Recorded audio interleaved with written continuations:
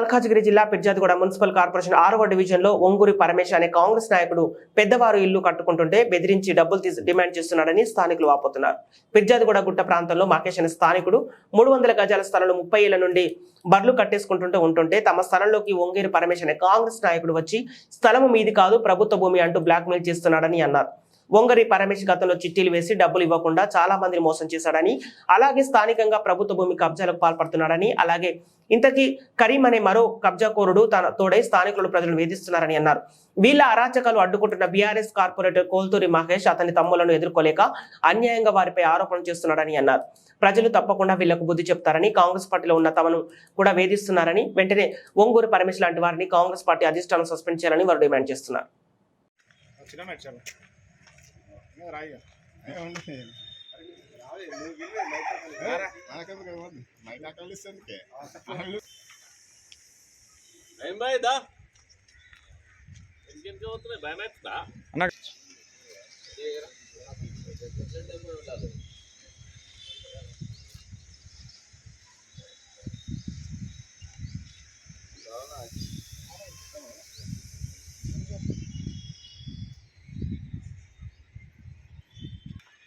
Right చూడే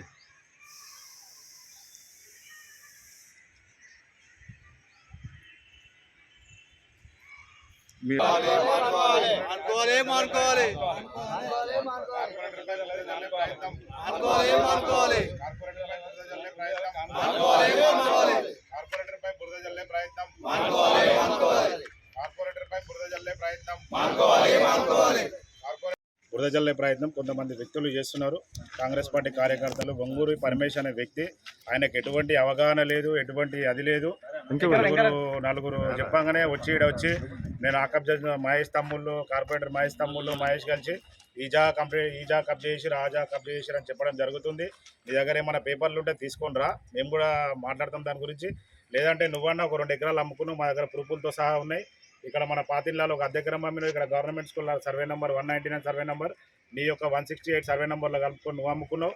నువ్వు ఒక దుర్మార్గుడివి, నువ్వు ఒక దుష్టునివి. పబ్లిక్ మొత్తం చిట్టీలు వేయించుకొని ఒవ్వరికి కూడా నువ్వు పైసలు ఇవ్వలేదు. ఒక్కొక్కరికి 1 లక్ష, 2 లక్షలు, 5 లక్షల రూపాయలు ఇవ్వాలి. రోజు ఒక్కొక్కరు మా దగ్గరకు వస్తుంటే కూడా మేము పోనీ అనుకుంటున్నాం.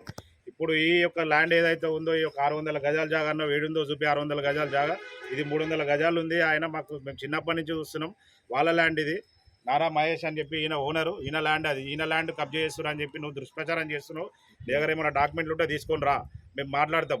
లేదంటే మా దగ్గర డాక్యుమెంట్లు ఉన్నాయి, నువ్వు రా, మేము మాట్లాడతాం.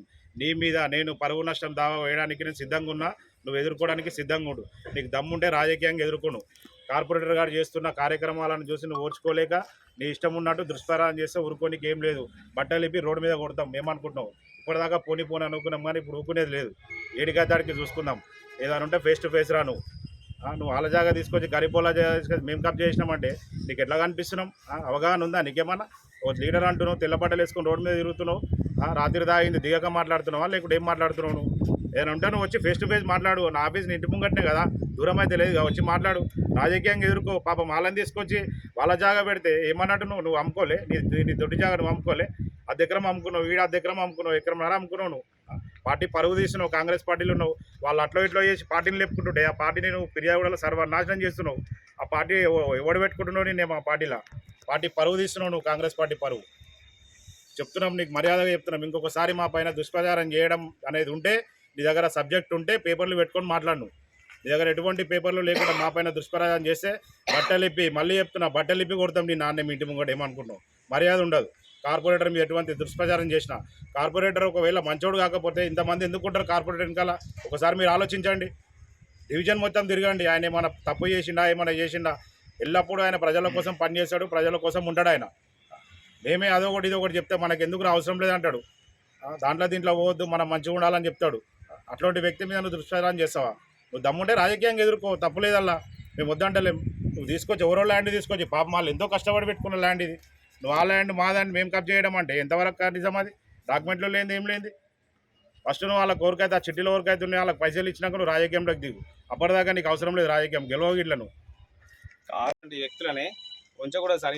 ఇప్పుడు ఇన్ని దగ్గర 10 సంవత్సరాలు 20 సంవత్సరాలు కాంగ్రెస్ పార్టీ ఉన్నాడు. ఈయన ఎప్పుడు కూడా గెలిచింది లేదు. పబ్లిక్లో ఎప్పుడు చెడ్డ పేరు నాకు. ఇట్లాంటి వ్యక్తి కఠినంగా చర్య తీసుకొని కాంగ్రెస్ పార్టీకి తొలగించాలని కోరుతున్నాం సార్. ఏమో మున్సిపల్ డ్యూటీ చేస్తాడు, ఒకడేమో లైట్లు వేసుకొని బతాడు. అవసరం సార్ అన్ని ఆరంపులు? నువ్వు ఎట్లున్నావు వాళ్ళు ఎట్లున్నాడు, మనం ఏం కష్టం చేస్తున్నావు, నీకు నువ్వు ఏమైనా జాబ్ చేస్తున్నావా లేక పెద్ద నువ్వు ఏమైనా రేట్స్ చేస్తున్నావు, ఏం చేస్తున్నావు నువ్వు అని? నీకేమో అన్ని అంత ఉంటుంది, మళ్ళీ ఇల్లేమో కార్పొరేటర్ ఉంటానికి ఇల్లు లేదు, లైట్లు వేసుకొని బతాడు. ఆర్డర్ ప్రతి ఒక్కరు వాళ్ళే ఇస్తారు, మున్సిపల్ ఆఫీస్ లైట్లు ఆర్డర్ అందరు పదకొండు ఇస్తాడు.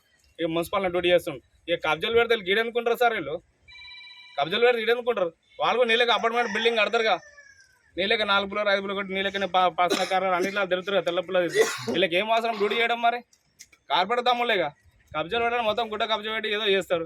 కాలు బిల్లి బుడ్డదాలి వాళ్ళని ఆగం చేసి నన్ను రోడ్డు మీద దించి ఇది మంచి పద్ధతి లేదు సార్. కాంగ్రెస్ పద్ధతి మంచిది కాదు ఇది. ఇలాంటి పనులు చేయనయ్యొద్దు సార్. వాళ్ళు మొత్తం వాళ్ళు పరువుదర్శనం తీయాలి సార్. నేనైతే నా దొడ్డి జాగా సార్, నేను ఎక్కడికైనా వచ్చి చేయలే, నేను ఎక్కడికైనా బతకొచ్చిన ఊరోని సార్. నేను ఊరోని మీద ఇట్లా చేస్తే ఆరోపణ చేస్తే రేపు మామూలుగా ఎక్కడికైనా వచ్చిన వాళ్ళ పరిస్థితి ఏంటి సార్? వాళ్ళకి మామూలుగా ఏదో గరీబులు వచ్చి గుడిచిన వేసుకుంటారు, వాళ్ళు మరీ దారుణం చేస్తారు సార్. వీళ్ళు ఇంకా అన్యాయం చేస్తారు, వాళ్ళని తొక్కి వాడేస్తారు. ఏమైనా చేదాకా వాళ్ళని వదిలిన ఇయ్యలేదు అనుకో, వాళ్ళని 10 సార్లు గుల్ల కొట్టిస్తారు ఇల్లు. మరి చేయడానికి అంత ఎందుకు సార్? ఇది ఏం అవసరం చేయడానికి? ఏం చేయడానికి? ఇది ఎందుకు సార్? ఇది నా దొడ్డి, ఇక్కడ ప్రజలను అడగండి ఈ దొడ్డి ఎవరిది, ఈ జాగ ఎవరిది, వాళ్ళే చెప్తారు సార్. నేను కాదు, ఇంకోటి చేయండి, నాదా కాదా అని. అది కాకపోతే అప్పుడు ఏదైనా చేయమని వాళ్ళని వీళ్ళు మీద అనుమానం కబ్జా పెట్టరు. కానీ నాది ఓనర్ నేను ఉన్నా, ఇంకా వాళ్ళకి కబ్జా పెట్టరు వీళ్ళు కబ్జా పెట్టరు అంటే ఇది ఎంతకన్నా న్యాయం సార్ వాళ్ళది?